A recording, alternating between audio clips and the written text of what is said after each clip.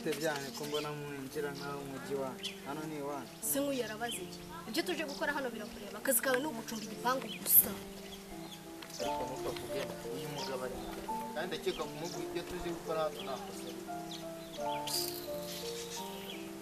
Gatambutse tujye mu marushanwa y'abanyemana kubera hano mwinjira ariko ujye ubwira uwo mugenzi wawe ajya agira ikinyabupfura kuko gusuzugura ntabwo ari umuco mwiza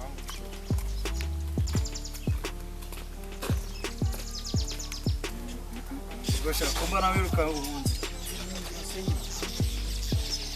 ndakubaza ubusa iyo muginga bambaze ikigori gihuza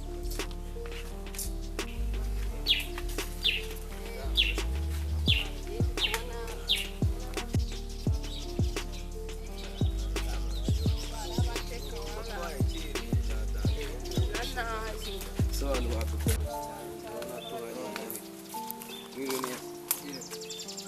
n'abagenzi banjye tuje mu marushanwa y'abanyemana agiye kubiranga natwemerera mwinjire ariko mu nzu ukuntu mufite ikinyabupfura twose cyane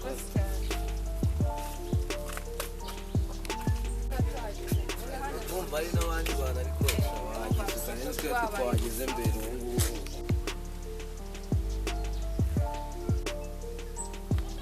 cyakora nubwo ryaremye abasazi ariko nibwo mbonye abayitonda mubo nakiriye bose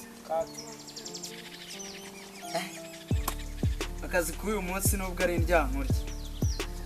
mu banciyeho bose abana nibo bafite umuco gusa abana bose baba bagiraga umuco nk'uwo ikinyabupfura baragifite kabisa nta nubwo ariko ubundi bagakwiriye kuba basuzugura umuntu nkanjye ngo ni uko ndi umuzamu ibisi ntabwo umuntu yabirenga ndatangaye ariko kabisa imana izakomeze bafashe bari abana ubundi se usibye ko niyo nakagumamo n'izamu ni akazi karantunze kantungiye abana bose bari aba bana babaho no gucanganyikirwa ariko ntacyo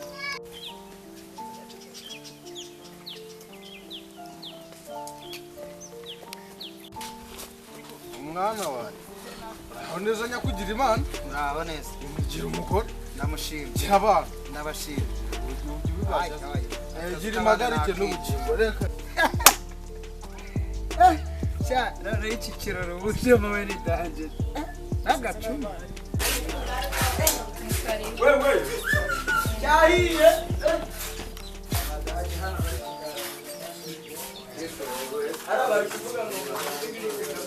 ni karibu bakatinze ni karibu sana salamu alaykum yapfuye ni karibu sana